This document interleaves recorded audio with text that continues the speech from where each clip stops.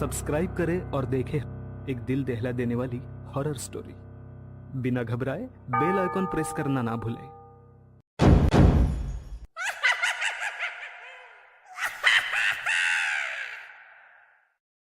Hello friends, क्या आप stock market में करियर बनाना चाहते हैं लेकिन आपको स्टॉक मार्केट्स के बारे में कुछ भी आइडिया नहीं है? तो डोंट वरी, मैं आपको बताना चाहता हूँ कि ई लर्न मार्केट एक ऐसा प्लेटफॉर्म है जहाँ आपको स्टॉक मार्केट्स के बारे में सब कुछ सीखने मिलेगा। स्टॉक मार्केट्स क्या है, इन्वेस्ट कैसे करना है, ट्रेडिंग कैसे करनी है, इन सारे सवालों के जवाब आपको ई लर्न मार्केट्स की वेबसाइट पे मिलेंगे। ई लर्न मार्केट्स एक ऐसा प्लेटफॉर्म है जहां आपको स्टॉक मार्केट से रिलेटेड बिगिनर लेवल से एडवांस लेवल की फ्री पेड कोर्सेज मिलेंगे। साथ ही साथ एक्सपर्ट के साथ वेबिनार भी अवेलेबल है। ई लर्न आपको हिंदी, मराठी, बंगाली, तमिल जैसे कई अलग अलग भाषा में अवेलेबल है और ये सब कुछ आप ई लर्न मार्केट्स के वेबसाइट पे देख सकते हैं। साथ ही आप उनका मोबाइल एप्लीकेशन भी डाउनलोड कर सकते हैं। ई लर्न मार्केट्स का स्टॉक मार्केट बेसिक्स कोर्स आपको फ्री में सीखने मिलेगा। उसके लिए आपको डिस्क्रिप्शन में दिए गए लिंक पे क्लिक करना है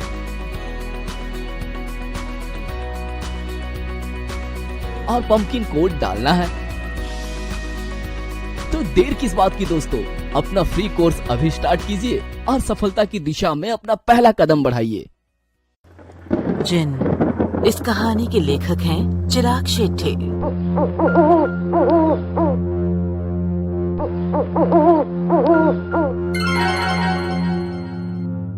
असलम उसकी नानी के साथ यूपी के आसपास के गांव में रहता था। बहुत कोशिश के बाद आखिरकार असलम के लिए एक लड़की मिल ही गई। लड़की बहुत ही सुंदर थी और उसकी आवाज भी बहुत मीठी थी। वो कहते हैं ना, सब्र का फल मीठा होता है। ठीक वैसे ही पूरे आसपास के गांव में बस असलम की बीवी नफीसा की सुंदरता के चर्चे हो रहे थे। वो इतनी सुंदर थी कि जैसे आसमान से उतरी कोई अप्सरा। असलम तो मानो सातवें आसमान पर था। असलम और नफीसा दोनों भी बहुत खुश थे। शादी की पहली रात असलम नफीसा के कमरे में चला गया। नफीसा के इत्र की खुशबू से पूरा कमरा महक रहा था। नफीसा घर की खिड़की से बाहर की तरफ देखते हुए खड़ी थी। चांद की रोशनी में नफीसा इतनी सुंदर लग रही थी जैसे चांद भी उसे देखकर उसकी सुंदरता से मोहित हो जाए।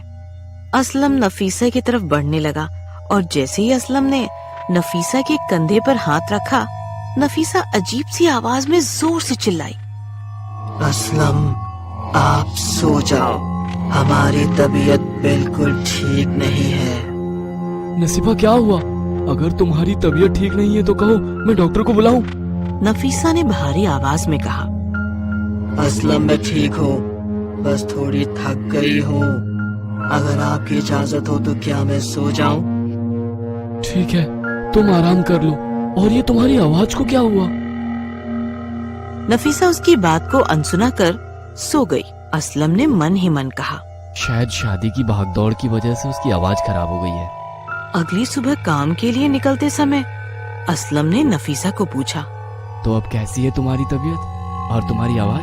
तुम्हारी आवाज अब ठीक है ना? मुझे क्या हुआ है, मैं तो बिल्कुल ठीक हूँ। वहीं आंगन में असलम की नानी बैठी हुई थी। असलम ने कहा, चलो शाम को मिलते हैं, खुदा हाफिज। ये कहते हुए असलम घर से बाहर चला गया। थोड़ी देर में असलम घर वापस आ गया और वो नफीसा की ओर अंदर चला गया।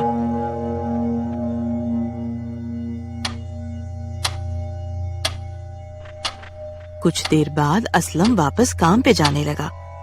वहीं आंगन में बैठी नानी ने उसे टोक दिया, अरे क्या हुआ असलम, अभी अभी तो काम पे चले गए थे, ये तुरंत वापस भी आ गए। लगता है आज काम करने का तुम्हारा मन नहीं है। असलम बिना कुछ कहे नानी की बात को अनसुना करते हुए वहाँ से चला गया। रात को फिर से असलम नफीसा के नजदीक जाने की कोशिश करता है। वहीं नफीसा उसे इनकार करती है। मैं बहुत थक गई हूँ।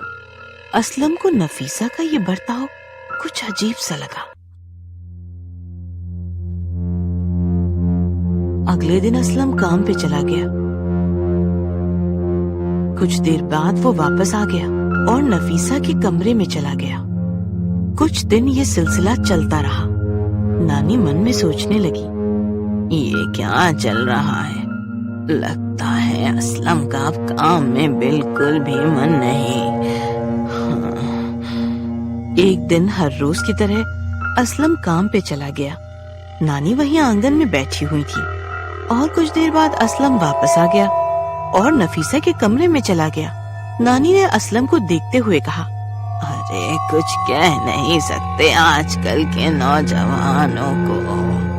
थोड़ी ही देर बाद नानी की नजर आंगन के बाहर रास्ते पे पड़ी और जो नानी ने देखा उससे नानी काफी हैरान हो गई। नानी ने देखा असलम हाथ में टिफिन का डब्बा पकड़े हुए घर की ओर आ रहा था। नानी को तो कुछ समझ में नहीं आ रहा था। नानी ने कहा, अरे अभी अभी तू अंदर गया था, इतनी जल्दी बाहर कैसे आ गया? नानी ये क्या कह रही हो आप? मैं अपना बटुआ घर पे भूल गया था, वही लेने आया हूँ। नानी और असलम नफीसा के कमरे की ओर गए और जो उन्होंने देखा उनकी आंखें फटी की फटी ही रह गई। उन्होंने देखा नफीसा के साथ कोई और नहीं बल्कि असलम जैसे दिखने वाला कोई शख्स खड़ा था और जैसे ही उसकी नजर नानी और असलम पे पड़ी वही उसने नफीसा के शरीर में प्रवेश किया और नफीसा बेकाबू होने लगी। वो चीजें यहाँ से वहाँ फेंकने लगी, अजीब अजीब सी बातें करने लगी।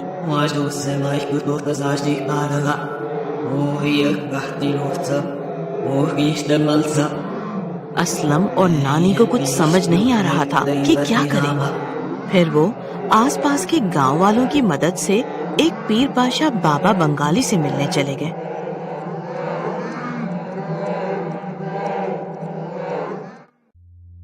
असलम और नानी ने पीर बाबा को इतने दिनों से हो रहे चीजों के बारे में बताया। फिर उन्होंने पूछा, ये कब से हो रहा है? और असलम ने कहा, बाबा जी, निकाह के बाद घर लौटते समय नसीफा को गाड़ी में उल्टी जैसा होने लगा। फिर बीच जंगल में गाड़ी रोकनी पड़ी। वहीं पास ही के एक पेड़ के नीचे नसीफा बैठी थी और फिर कुछ देर बाद उसे अच्छा महसूस होने लगा और हम घर की ओर निकल पड़े। घर आने के बाद तो सब कुछ ठीक था, पर जब रात हुई तो नसीफा अजीब सा बर्ताव करने लगी। पीर बाबा ने कहा, क्या तुम मुझे वो जगह दिखा सकते हो? हाँ बाबा, चलिए मैं आपको उस जगह पे ले चलता हूँ। और वो लोग उसी जंगल के बीचों बीच चले गए जहाँ उस दिन गाड़ी रुकी थी। अब पास की जगह को बाबा ने अच्छे से देख लिया।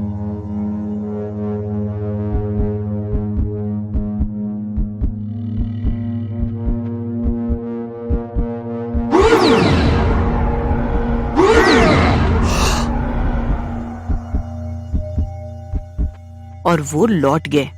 लौटने के समय बाबा ने असलम से कहा,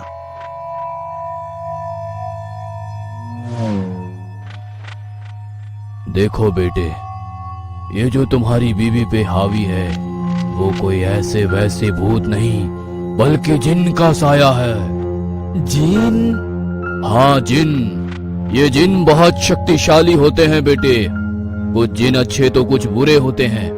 खूबसूरत औरत और उनकी खुशबू से वे आकर्षित हो जाते हैं। ये जिन किसी भी व्यक्ति वस्तु का रूप ले सकते हैं। इन्हें बस में करना बहुत मुश्किल होता है। जिन पे हावी होते हैं उन्हें लोग पागल समझते हैं, इसलिए नई शादीशुदा दुल्हन को घर से बाहर नहीं जाने देते। बाबा, मेरी नसीफा को इस जिन से छुटकारा दिलाओ बाबा। मैं इसकी मुंह बोली कीमत देने को तैयार हूँ। असलम, मैंने तुम्हें पहले ही कहा है, ये कोई ऐसा वैसा भूत नहीं बल्कि जिन्न है। उससे छुटकारा पाना बहुत मुश्किल है। वे बहुत ताकतवर और जादुई शक्तियों से पूर्ण होते हैं। उसे काबू में करने के लिए कई शक्तिशाली आत्माओं को बुलाना पड़ेगा और हमें उसकी कीमत भी चुकानी पड़ेगी। असलम, तुम एक काम करो, शाम होते ही नसीफा को पास के कब्रिस्तान में ले आना। साथ में ये कुछ सामग्री भी ले आना। ठीक है बाबा जी। अंधेरा होते ही असलम नफीसा को लेकर कब्रिस्तान पहुंच गया।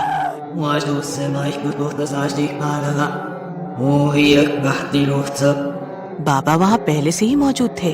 असलम ने देखा कब्रिस्तान के बीचों बीच एक चक्र बना था। बाबा ने असलम से कहा, असलम, नसीफा को यहाँ बिठा दो।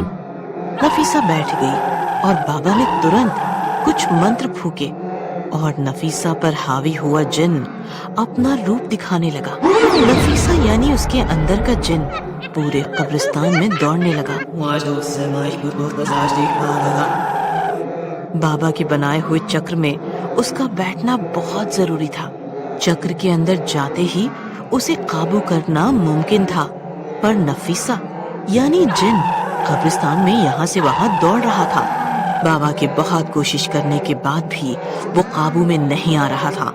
आखिरकार बाबा ने कुछ और मंत्र फूंककर कब्रिस्तान के कुछ पीड़ित आत्माओं को जगा दिया। बाबा ने उनसे कहा, इस जिन को इस चक्र के अंदर ले आओ। जिन को काबू करना इंसानों के लिए बहुत मुश्किल था, पर कुछ प्रेत आत्माएं मिलकर ही उसे काबू कर सकते हैं। बाबा ने मंत्र बोले और कुछ आत्माएं प्रकट हुई। उन्होंने बाबा से कहा, हम जिन को काबू में करने में आपकी सहायता करेंगे, पर हमारी कुछ ख्वाहिशें आपको पूरी करनी होगी। ठीक है, मुझे तुम्हारी सारी बातें मंजूर है, पर तुम्हें वादा करना होगा कि वे जिन फिर नसीफा को परेशान नहीं करेगा और उसे उसकी जगह कैद कर दोगे। कुछ ही देर में जिन यानी नफीसा का शरीर उस चक्र के अंदर आकर बैठ गया।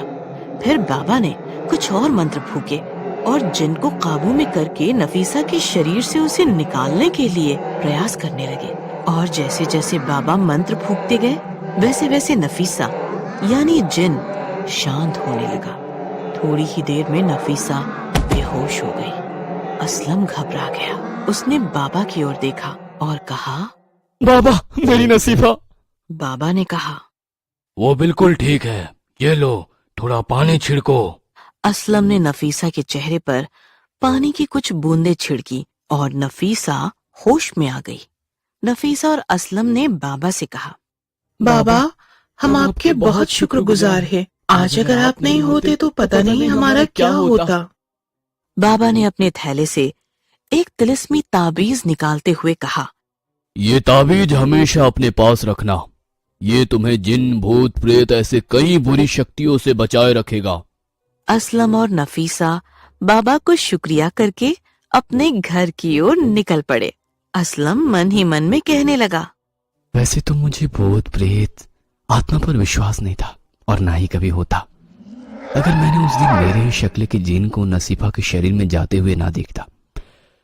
कुछ चीजें हमें दिखाई नहीं देती, पर उनका वजूद होता है। ये कहानी आपको अच्छी लगी हो तो हमें सब्सक्राइब करें, हमारा इंस्टाग्राम और फेसबुक पेज जरूर फॉलो करें। अगर आपके पास ऐसी ही कोई कहानी हो तो हमें कमेंट बॉक्स में भेजें। हम कोशिश करेंगे कि अगली एनिमेटेड स्टोरी आपकी होगी।